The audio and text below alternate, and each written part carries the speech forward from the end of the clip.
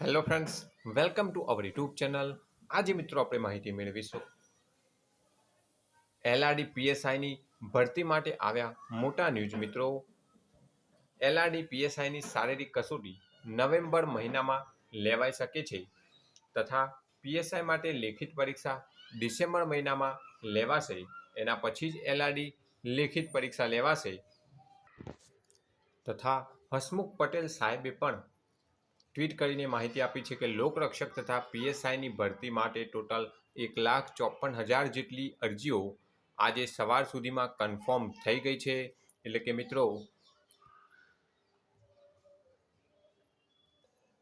LRD તથા પીએસઆઈની શારીરિક કસોટી નવેમ્બરમાં લેવાશે અને પીએસઆઈ માટે લેખિત પરીક્ષા ડિસેમ્બરમાં લેવાશે તથા તેના પછી એલઆરડીની લેખિત પરીક્ષા લેવાનો નિર્ણય કરવામાં આવશે. તો એલઆરડી પીએસઆઈની તૈયારી કરતા ઉમેદવારો માટે આ મહત્ત્વના ન્યૂઝ છે. તૈયારીમાં લાગી જજો મિત્રો. Thanks for watching this video. Thanks and good bye.